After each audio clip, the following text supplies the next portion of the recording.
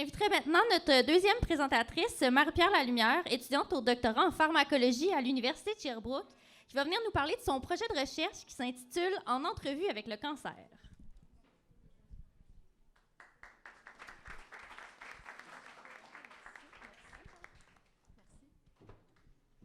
Merci Gaëlle pour cette magnifique introduction.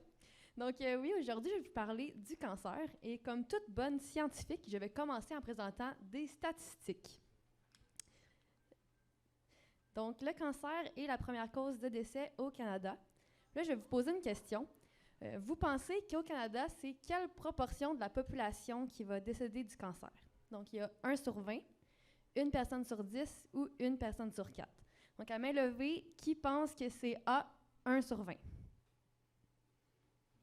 B, 1 personne sur 10, quand même. Et C, 1 personne sur 4. Donc, en fait, les personnes qui ont répondu C avaient raison. Donc, malheureusement, c'est une maladie qui est vraiment présente dans la société. Et d'ailleurs, 2 Canadiens sur 5 vont développer un cancer au cours de leur vie.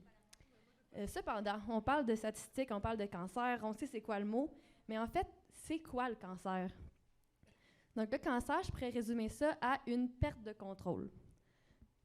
Donc, je m'explique. On est des humains, des organismes complexes qui sont composés de plusieurs systèmes. Donc, par exemple, le système squelettique, le système musculaire, le système digestif. Et chacun de ces systèmes sont composés de cellules. Donc, on est vraiment des humains composés de milliers de milliards de cellules. On peut le comparer un peu à un méchant gros bloc Lego qui est composé de petits Legos, et chaque petit Lego est une cellule. Donc, pour revenir à la perte de contrôle, donc je ne sais pas si vous êtes comme moi, mais quand je fais à manger, je me coupe tout le temps. Okay? Puis là, maintenant, je me coupe. J'ai un trou dans mon organisme que mes cellules vont venir sentir et vont se dire « Ah, on doit réparer ce trou ». Donc, pour ce faire, les cellules vont se diviser. Donc, une cellule se divise en 2, qui sera divisé en 2, qui sera divisé en 2, et ainsi de suite, jusqu'à ce que le trou soit rempli. Une fois qu'il est rempli, les cellules se parlent et se disent « Bon, c'est plein, on arrête, c'est fini, on a fait notre job ». Cependant, dans les cas de cancer, les cellules, ils n'ont pas ce contrôle-là. Donc, il y a une cellule qui décide qu'elle a fait ce qu'elle veut. Elle fait 2 jumelles que ces 2-là font ce qu'ils veulent, qui vont faire d'autres jumeaux qu'eux font ce qu'ils veulent. Puis ça finit par faire une espèce de boule de cellules, une boule de chair qu'on appelle tumeur. Donc, c'est pour ça que je dis que c'est une perte de contrôle, c'est que même si c'est plein puis il n'y a pas de place dans notre corps, les cellules vont continuer à se diviser et se diviser et se diviser. Donc, il existe plusieurs types de cancers qui vont être nommés selon 3 manières. Donc, il y a selon la partie du corps dans laquelle le cancer se développe, selon des noms scientifiques comme myélome ou mélanome, ou selon les chercheurs qui l'ont découverte, comme par exemple Hodgkin. Donc, il existe plusieurs types, les plus populaires, les plus incidents, malheureusement. Ça va être les poumons, le cancer des poumons et des bronches et le cancer colorectal dans les 2 sexes. Et pour les hommes, il y a le cancer de la prostate et pour les femmes, le cancer du sein. Je vais parler un petit peu des traitements. Donc, si vous avez des questions à la fin de la présentation, n'hésitez pas. Donc, je vais parler de 4 traitements que je trouve importants aujourd'hui. Donc, tout d'abord, il y a la chirurgie. Donc, la chirurgie, en fait, c'est des traitements médicaux qui servent à enlever une partie de tissu d'un organe qui va être touché par le cancer. Donc, ça, souvent, c'est utilisé pour les cancers qui sont qu'on connaît la localisation et qui sont vraiment très bien définis. Cependant, la chirurgie, c'est assez invasif, c'est-à-dire qu'on doit carrément faire une lésion dans le corps. Donc, c'est pas un traitement qui est super le fun à avoir, mettons. Mais elles sont toutes pas le fun, là, je tiens à mentionner. Sinon, il y a la chimiothérapie, qui sont l'utilisation des agents et des médicaments qui vont venir bloquer la division cellulaire que j'ai expliqué tout à l'heure. Donc, en fait, les agents ou les médicaments utilisés, ce pas des agents qui vont agir spécifiquement sur les cellules cancéreuses. Donc, c'est des agents qui vont agir sur toutes les cellules du corps. Donc, c'est pour ça qu'il y a beaucoup d'effets secondaires comme la perte de cheveux ou les vomissements et la diarrhée. C'est que les médicaments utilisés vont s'attaquer à ces cellules-là également. Il y a aussi la radiothérapie.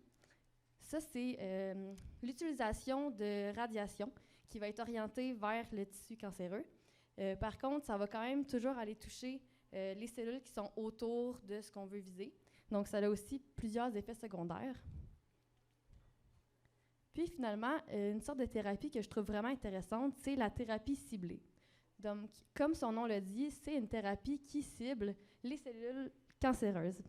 Donc, ça va cibler des molécules qui se retrouvent à la surface des cellules ou à l'intérieur. Puis ça fait qu'il y a un peu moins d'effets secondaires sur les cellules normales.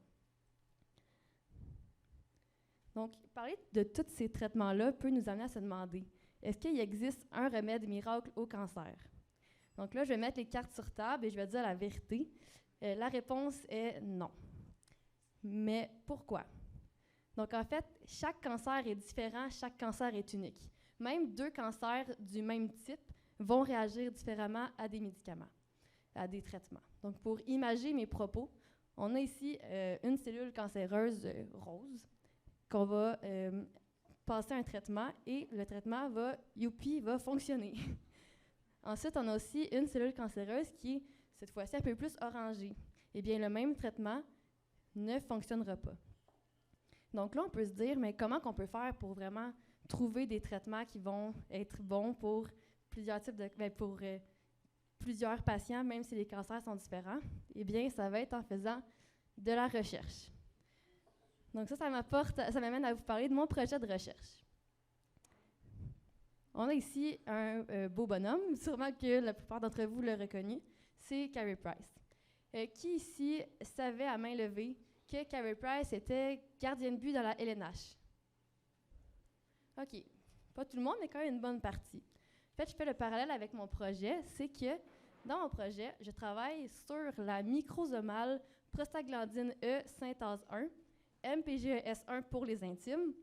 Puis en fait, ça, c'est une protéine. Une protéine, c'est pas un shake, c'est pas un steak. C'est, dans le cas de mes cellules, c'est comme des petits soldats qui sont dans ma cellule puis qui font certaines tâches. Donc, ma protéine, qui est représentée par une étoile bleue, est connue pour faire une fonction qui est de produire une molécule, la PGE2, qui a un rôle dans l'inflammation et le cancer. Donc ça, c'est déjà connu, un peu comme on sait que Carey Price est gardien de but. C'est tellement connu qu'il existe déjà des médicaments qui vont venir bloquer cette voie-là. Donc, en bloquant la production de la molécule, on empêche l'inflammation et donc le cancer. Cependant, la majorité du temps, le médicament va fonctionner, mais il ne fonctionne pas toujours. Donc moi, je me suis demandé, mais pourquoi? Si on bloque cette voie-là, puis on empêche le développement du cancer, pourquoi le médicament ne fonctionnerait pas toujours? Donc je me suis demandé, est-ce que ma protéine MPGS1 ferait autre chose dans la cellule? Par exemple, on sait que Carey Price est gardien de but. Est-ce qu'on sait son adresse exacte? Est-ce qu'on connaît le nom de ses enfants? Bon, en tout cas, personnellement, pas moi. Fait que c'est un peu ça que je me suis demandé avec ma protéine. Je me suis demandé, elle se trouve où dans la cellule? Qu'est-ce qu'elle fait? Est-ce qu'elle se tient avec des gens qu'on ne sait pas? Des gens, des amis, d'autres protéines. Donc là, je vais vous montrer un des résultats que j'ai obtenus lors de ma maîtrise. C'est un résultat de microscopie à fluorescence. Donc là, c'est 2 gros mots pour dire qu'on zoome sur quelque chose de vraiment petit, puis on regarde des choses qui sont fluorescentes. Donc, je peux vraiment marquer ce que je veux dans la cellule, ou presque. Puis après ça, en prenant des images avec cet géant appareil, je peux faire des images de mes cellules vraiment agrandies. Donc, voici ce que j'ai obtenu, par exemple. Donc, en rouge, ici, on a la MPGES1 dans la cellule. Donc, on voit qu'il y a certains petits agrégats qui sont en rouge. Ensuite, en vert, j'ai marqué une de ses amies potentielles. Donc, moi, je me disais, hey, moi, je pense que ça interagit avec cette protéine, on va voir. Donc, on voit déjà en partant que je ne trouve pas exactement la même place dans la cellule. Il y a la MPGS qui est ici sur le bord du noyau et la RALB, l'autre amie, qui est plus un peu partout dans la cellule, surtout au niveau des membranes. Donc, c'est les côtés de la cellule. Ensuite, en bleu, il y a le noyau avec l'ADN. Puis finalement, je vais fusionner ces 3 images-là pour voir ce qui se passe. Là, vous allez me dire, ben là, Marie-Pierre, tu fusionnes les 3 images ensemble, mais il n'y a plus de rouge, puis il y a du jaune. Qu'est-ce que ça veut dire? Ben en fait, c'est un peu ça que je voulais observer, c'est que en microscopie à fluorescence, quand il y a des pixels rouges qui sont à la même place dans la cellule que des pixels verts, ça donne du jaune. Donc, c'est pas comme en or que ça donne du brun, ça donne vraiment du jaune. Puis le jaune ici, il m'indique qu'il y avait probablement une interaction entre ces deux protéines. Donc ça, dans la littérature, de ce que j'ai recherché, c'est pas connu. Donc ce que ça pourrait montrer, c'est que la MPGS1 ferait bel et bien autre chose que juste sa petite molécule qui crée l'inflammation et le cancer. Et donc, même si on bloque cette production de molécules, eh bien, il se passe d'autres choses qui pourraient, encore une fois, propager le cancer. Donc, ce que je veux que vous reteniez de ma présentation aujourd'hui, c'est que chaque cancer est unique, il n'existe pas de remède miracle et qu'il faut continuer à faire de la recherche pour trouver le plus de traitements possible pour venir à bout de cette maladie. Puis, pour faire une petite parenthèse sur la recherche, c'est parsemé d'embûches. Aussi, ça peut être très fatigant, mais parfois, c'est vraiment le fun, surtout quand tes expériences fonctionnent. Donc, sur ce, merci beaucoup et je suis disponible pour répondre à vos questions.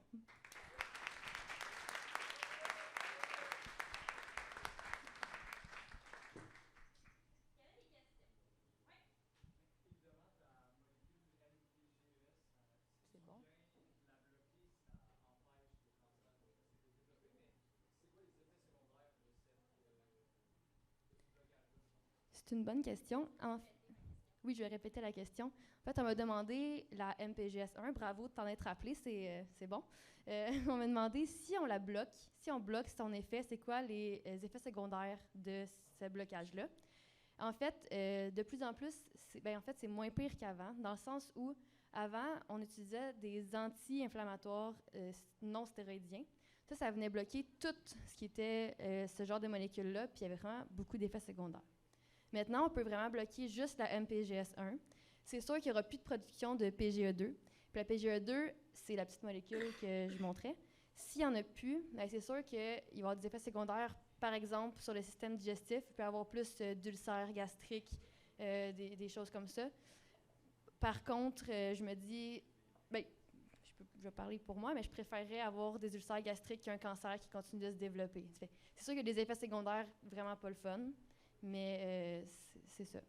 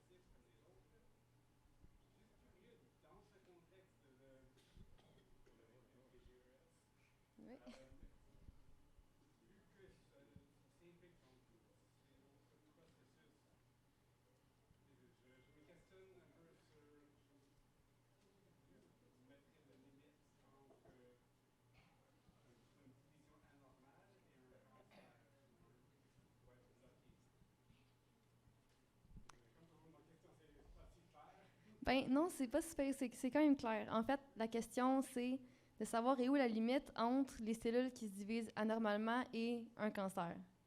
Oui, donc la définition du cancer, comme vous avez dit, est assez large. À mon avis, dès que les cellules sont anormales et se divisent vraiment de façon anormale, je me répète, mais c'est quelque chose qui n'est pas supposé arriver. Donc, la limite, c'est une bonne question, en fait. Comment je pourrais dire c'est où que je mets la limite? C'est une bonne question. Je pense que je peux pas.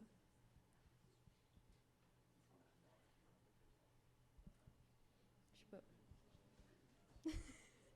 Okay. On a la chance pour la dernière question? Oui. Est-ce que la solution miracle, ce serait pas, c'est nouveau, mais CRISPR-Cas9? Je sais qu'il y a beaucoup de potentiel, mais ça demande d'être développé encore. Oui, dans les cas de cancer, c'est sûr qu'il y a pas. Souvent, on dit que c'est un ensemble de maladies. Fait que souvent, même si on allait jouer sur une des causes du cancer, il en resterait plein d'autres à régler. Fait que CRISPR-Cas9, c'est sûr que c'est une très belle invention, ça, je suis très d'accord, mais c'est sûr que ça serait peut-être fastidieux d'aller vraiment jouer avec chaque truc qui n'est pas normal du cancer, dans la tumeur, dans le fond.